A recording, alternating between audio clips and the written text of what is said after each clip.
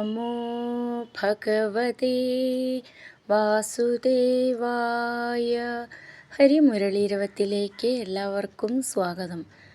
നാരായണായ നമ നാരായണായ നമ നാരായണായ നമ നാരായണ നാരായണായ നമ നാരായണായ നമ നാരായണായ നമ നാരായണ. ഇതുവരെ നമ്മൾ 21 ദശകങ്ങൾ പഠിച്ച് ഉണ്ണിക്കണ്ണൻ്റെ തൃപ്പാദങ്ങളിൽ സമർപ്പിച്ചു കഴിഞ്ഞു. അടുത്തതായി നമ്മൾക്ക് 22ാമത്തെ ദശകം പഠിക്കാം. ഈ ദശകത്തിന് ഒരു പ്രത്യേകതയുണ്ട്. നമ്മൾ അറിയാതെയാണെങ്കിൽ പോലും ഭഗവാന്റെ നാമം ഉച്ചരിക്കുമ്പോൾ ഉള്ള ഒരു മഹത്വത്തെക്കുറിച്ച് പറയുന്ന ഒരു ദശകമാണ് അജാമിളോപാഖ്യാനം. ഈ ദശകം നമുക്ക് വായിക്കാൻ പഠിക്കാം. ശ്രീമദ് നാരായണീയം ദശകം 22 അജാമിളോപാഖ്യാനം. ശ്ലോകം 1. അജാമിളോ നാമ മഹീസുര പുരാ ചരൻ വിഭോ ധർമ്മപഥാൻ ഗൃഹാശ്രമീ ഗുരോർഗിരാ കാനനമേത്യ ദൃഷ്ടവാൻ സുധൃഷ്ടശീലാം കുലടാം മദാകുലാം.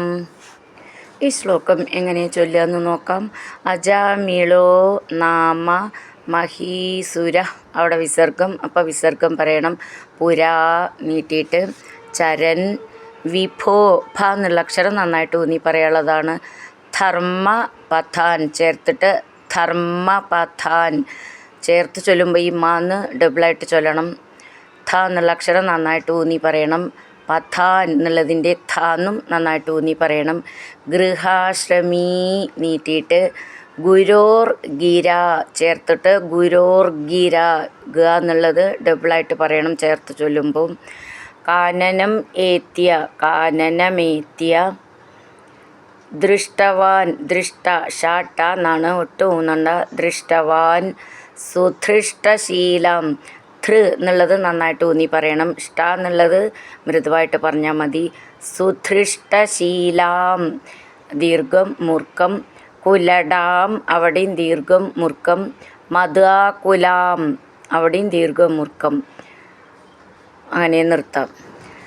അജാമിളോ നാമ മഹീസുര പുരാ ചരൻ വിഭോ ധർമ്മപഥാൻ ഗൃഹാശ്രമീ ഗുരോർഗിരാ കാനനമേത്യ ദൃഷ്ടവാൻ സുധൃഷ്ടശീലാം കുലടാം മദാകുലാം.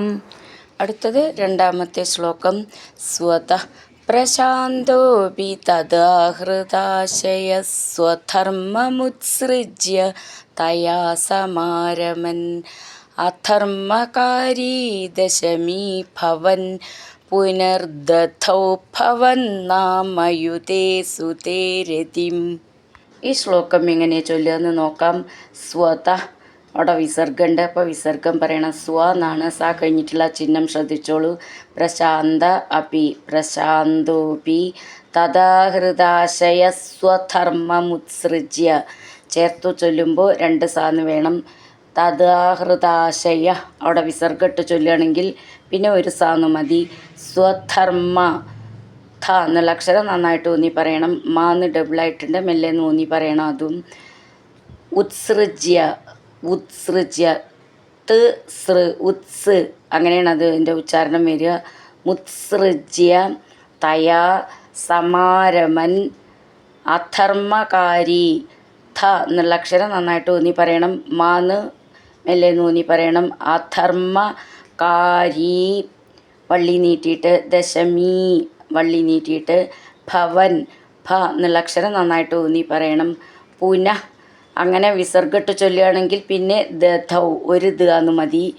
ഇവിടെ ചേർത്ത് ചൊല്ലുമ്പോൾ പുനർദധൗ, ദാന്ന് ഡബിളായിട്ടുണ്ട്, മെല്ലെ ഊന്നി പറയണത്. ധൗ നന്നായിട്ട് ഊന്നി പറയാനുള്ളതാണ്. ഭവന്നാമയുതേ, ഭവന്നാമയുതേ, ഭ എന്നുള്ള അക്ഷരം നന്നായിട്ട് ഊന്നി പറയണം. നാന്ന് മെല്ലെ ഊന്നണം അതും. ഭവന്നാമയുതേ സുതേ രതിം, വള്ളി മുറുക്കം അങ്ങനെ നിർത്താം.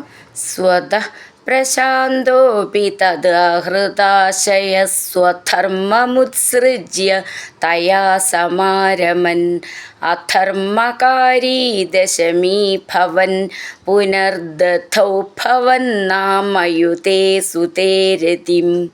ഹരിനാരായണ ഗോവിന്ദ ജയ നാരായണ ഗോവിന്ദ. ഹരിനാരായണ ജയ നാരായണ ഗോവിന്ദ ഗോവിന്ദ ഗോവിന്ദ.